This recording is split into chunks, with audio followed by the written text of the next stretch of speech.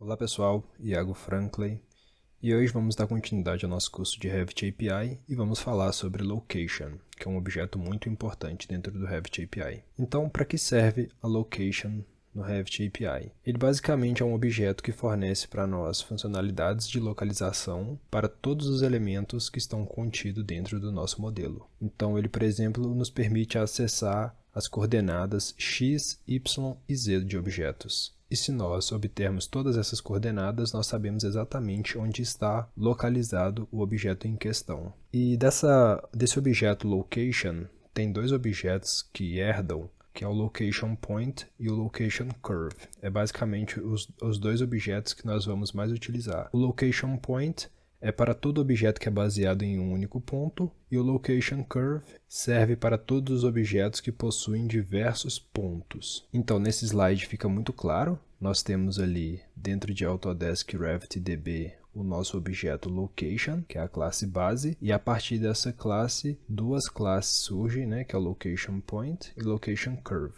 Location Point, você pode ver que é um objeto, por exemplo, uma mesa, uma família, que possui apenas um ponto de inserção. Já o Location Curve, temos ali como exemplo uma parede, em que tem um ponto inicial e um ponto final, e a partir disso nós temos o Location Curve, que é o traçado que essa parede faz. Então vamos observar isso agora dentro do Revit API Docs. Então agora aqui no meu navegador vou buscar por Revit API docs.com, vou acessar a versão 2023, e aqui eu vou buscar pelo objeto Location. E aqui você pode ver as informações sobre esse objeto. Aqui que ele provém as funcionalidades para todos os elementos, né, de localização. Você pode ver algumas questões de sintaxe. Aqui temos alguns exemplos em C# e VBNet. E aqui embaixo nós temos as heranças. Então no vídeo de hoje nós vamos explorar Location Point. Você pode ver aqui que Location Point ele fornece informações de localização para elementos que possuem apenas um ponto de inserção, como eu mostrei no slide, e você pode ver que ele estende a classe Location. Aqui embaixo nós podemos ver mais informações, com um exemplo de implementação, nós já vamos fazer o nosso, e é basicamente isso por enquanto. Nós já estamos preparados para ir para o C#. Então aqui na nossa IDE, vamos criar uma classe nova. E eu vou fazer um pouco melhor, eu vou criar uma classe aqui, que vai ser uma classe que nós vamos copiá-la toda vez que a gente quiser criar uma classe nova, para não precisar ficar configurando toda hora. Eu vou chamar aqui de Template Class. Existem formas melhores de fazer isso, mas eu vou a princípio tratar dessa forma. Então aqui eu tenho a minha Template Class e vamos agora implementar as informações essenciais dessa classe, como por exemplo, os namespaces, então eu vou copiar namespaces. Tudo isso aqui eu expliquei nos outros vídeos, então se você tiver alguma dúvida, pode acessar. Temos agora que colocar a nossa transação. Vou copiar aqui, ó. Copio. E vou colar aqui. E a transação vai ser read-only por enquanto. Até o momento nós temos utilizado apenas a transação read-only. Isso basicamente significa que nós estamos apenas obtendo informações do Revit, não estamos de fato inserindo valor no Revit, né? Que seria você modificar um elemento, você alterar algum parâmetro. Por enquanto nós só estamos, até o momento do curso, nós só estamos lendo informações, selecionando objetos, coletando informações, mostrando mensagens, mas no decorrer desse curso nós vamos utilizar a transação manual. Então, o que mais falta aqui para a gente? Nós precisamos estender a external command. Então, vou estender aqui, mudar meu teclado, a external command. Agora nós temos que implementar as interfaces. Agora nós precisamos retornar aqui return, né? Result succeeded.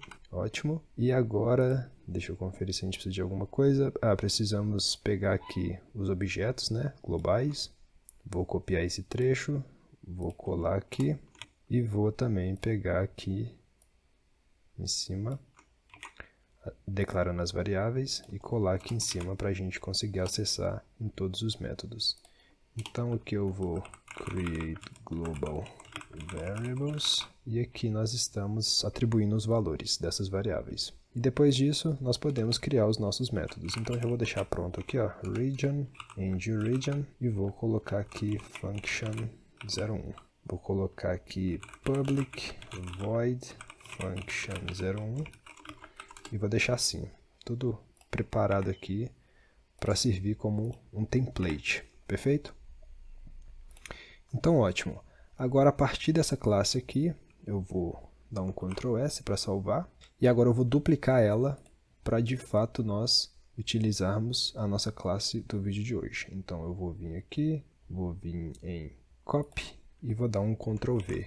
Pronto, eu criei uma classe aqui que tem exatamente as mesmas informações, mas que eu preciso renomear. Então, no vídeo de hoje, nós vamos explorar o Location Point. Na verdade, eu vou chamar só de Location, tá? Vou dar um Enter e aqui eu vou renomear o nome da classe para Location. Então, tudo perfeito, posso fechar aqui os outros elementos. E agora, toda vez que quisermos criar uma classe, para criar um atalho, é só duplicar essa classe e renomear aqui, e renomear o nome também da classe. Então, agora eu vou deletar isso aqui que eu estava esquecendo. E aqui também no template, deixa eu voltar aqui no template, também eu vou deletar isso daqui, porque eu quero que ele coloque a minha classe na raiz do namespace. Então, Ctrl S, Ctrl S. Agora sim, tudo perfeito. Vamos iniciar, de fato, agora o assunto do vídeo de hoje. Nós estamos explorando o Location Point, como nós vimos agora no Revit API, e agora vamos criar uma implementação. Eu vou vir aqui na minha função 1, vou renomeá-la para getLocationPoint. Eu vou chamar de getLocationPoint, o nome da minha classe, e vou agora implementá-la. Bom, como é que vai ser isso? Eu vou, a princípio, capturar a localização XYZ de um determinado objeto. E que objeto é esse? Pode ser, por exemplo, um objeto baseado em ponto, como, por exemplo, uma mesa, uma cadeira ou qualquer outra família que possui apenas um ponto de inserção. E eu vou fazer isso a partir de uma seleção. Então, eu vou selecionar um objeto e vou pegar essas informações desse elemento. Eu vou aproveitar, vou vir aqui na minha classe seleção. Eu poderia chamar esse método aqui para dentro daquela classe, mas eu quero manter isso o mais simples possível. Eu vou apenas copiar um método aqui que me permite clicar e selecionar um elemento. Então, deixa eu ver. Prompt the user to select an element and retrieve this element. Perfeito. Esse método aqui está ótimo, porque ele me permite selecionar e resgatar um determinado elemento. Então, eu vou copiar todo esse trecho, Ctrl C, e vou colá-lo aqui, Ctrl V. Então, perfeito. Eu estou colando aqui um método que a gente construiu nas últimas aulas, que me permite selecionar um determinado elemento e resgatá-lo, ok? A partir disso, com esse novo método que eu vou criar aqui, deixa eu colapsar aqui, eu vou receber um elemento, que é exatamente esse elemento que eu estou selecionando. Perceba só, estou selecionando um elemento que eu estou chamando de e o tipo dele é element. Então, esse meu método aqui, ele vai ter que receber um objeto do tipo element, que eu vou chamar de nesse caso. E a partir disso, deixa eu só olhar uma coisa aqui. Na verdade, essa classe não vai poder chamar location, porque o que acontece? Dentro do Revit já existe uma classe chamada location, e eu estou chamando a minha classe também de location. Isso pode gerar uma confusão para o Revit. Então, eu vou chamar essa classe aqui de getElementLocation, ok? Só para eu alterar o nome. Para mim a ideia é não gerar uma confusão e confundir entre qual location estou falando, ok? Então eu estou alterando aqui o nome da minha classe para getElementLocation. Eu vou alterar aqui também, ó, getElementLocation. Perfeito. Com isso dito, eu posso continuar criando a minha classe aqui. Bom, agora eu vou resgatar as informações de localização desse elemento. E é muito simples, eu vou apenas fazer .location, percebeu? Pronto, peguei a localização desse elemento. Agora eu preciso salvar isso dentro de uma variável, e tem que ser uma variável do tipo location. Então eu vou colocar aqui location, element location, vai ser igual a e.location. O que é isso? Eu estou criando um objeto do tipo location, que é a classe base, estou chamando isso de element location, ok? E estou vindo aqui no meu objeto dentre todas as propriedades que ele tem uma propriedade chamada location. E eu estou resgatando essa propriedade location e estou armazenando dentro dessa variável element location. Muito simples. Então agora eu vou documentar isso aqui dizendo que get element é location. O nome do meu elemento é e eu estou pegando a location dele, a localização. Perfeito. A partir disso, nós podemos pegar o location point, porque como nós estamos trabalhando com um elemento que tem apenas um ponto de inserção, nós temos que utilizar o location point em vez de location curve. Então, esse vídeo é dedicado a location point. Então, eu vou criar aqui um objeto chamado location point. Eu vou chamar de location point. Esse é o tipo. Esse é o nome do meu objeto. Eu vou até alterar o nome para não gerar muita confusão para vocês. Vou chamar de lockPoint. Ou eu posso chamar de myElementLocationPoint. Ou você pode dar o nome que você quiser. Isso aqui é livre. Você escolhe o nome. Eu vou chamar de lockPoint. Ok? E lockPoint vai ser igual ao quê? Vai ser igual a elementLocation. ElementLocation. Perfeito. A minha ideia é estar reclamando porque esse tipo aqui é location point e ele está pedindo para eu fazer um cast. Vamos ver? Isso, ele está pedindo para adicionar um cast explícito aqui. Ou seja, é basicamente uma conversão de tipo forçada. Então, location point aqui na frente e ele aceita normalmente. Então aqui eu estou pegando get element location point. Aqui eu estou pegando o ponto de localização desse meu elemento. E o interessante é que através de location point, através desse objeto location point, eu consigo resgatar as informações x, y e z do meu elemento. Vou dar um exemplo para vocês, vou colocar aqui lockPoint, ponto, x, por exemplo. Pronto, aqui eu tenho a coordenada x do meu elemento, ok? E eu posso fazer o seguinte, eu posso tirar esse x aqui e eu vou atribuir esse valor a um outro elemento que ele vai ser do tipo xyz, que é o tipo coordenada, e eu vou chamar ele aqui de cord de coordenada, ok? Então o que eu estou fazendo? Eu estou criando um objeto que é do tipo xyz.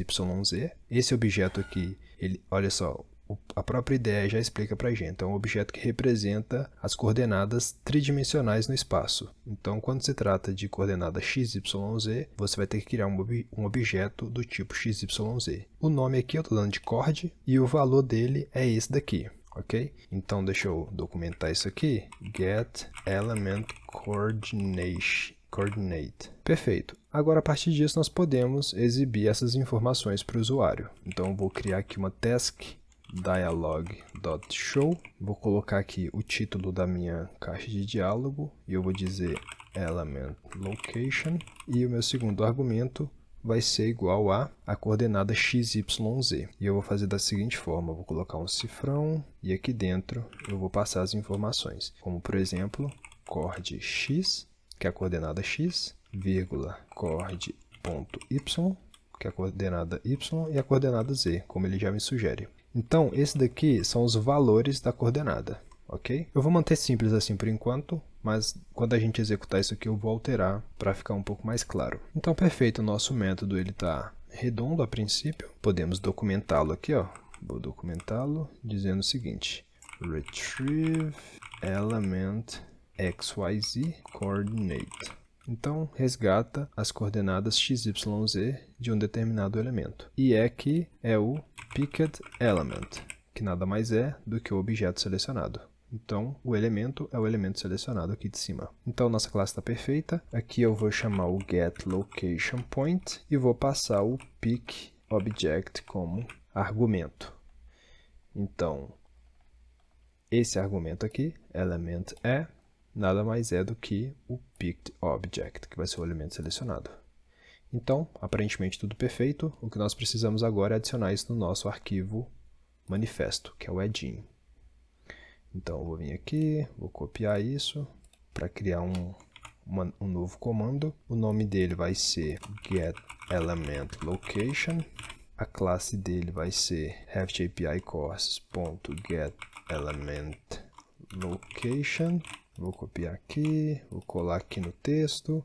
O que ele faz? Ele retrieve element xyz coordinate. sempre visível.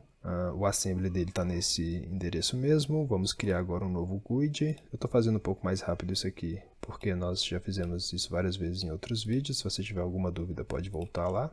Vou colar aqui, limpar as tags desnecessárias. O nome deve vir, a descrição é essa mesmo. Então nós estamos prontos para dar um Ctrl Shift B ou build, tá? Ctrl Shift B.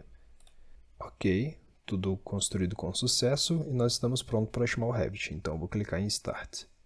O Revit diz que tem um plugin querendo iniciar, vou clicar Always Load. Aqui eu vou criar um novo projeto com template de arquitetura.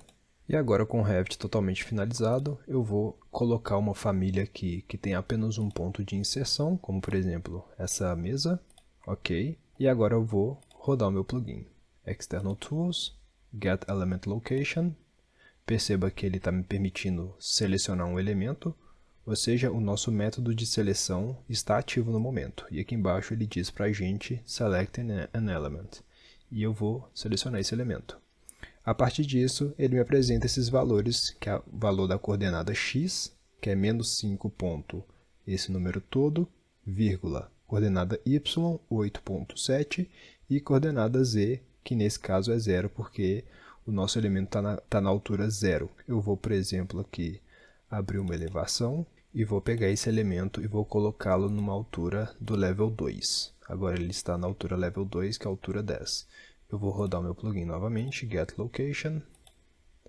E agora você pode ver que ele está na altura 10. Nesse caso é 9.9999.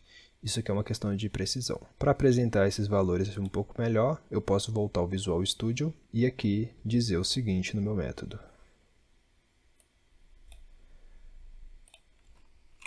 Chord x, dois pontos. Aí que eu posso, em vez de colocar vírgula, eu posso quebrar a linha, quebra a linha. Chord y, que é a coordenada y, e ao invés de botar vírgula também, eu quebro a linha. E por último eu boto chord z, dois pontos. Perfeito, agora eu posso clicar em Hot Reload e voltar ao Revit. Aqui no Revit eu vou rodar novamente o meu plugin, Get Element Location, clicar no meu elemento e lá está. A coordenada x é menos 5, coordenada y é 8.7, a coordenada z é 9.9. E o interessante é que se você mover esse elemento aqui, deixa eu ir no meu level 2, eu vou puxar ele para cá, você vai ver que as coordenadas serão totalmente diferentes das coordenadas anteriores, 54, 31 e 9. Então para o vídeo de hoje é isso, te vejo no próximo vídeo.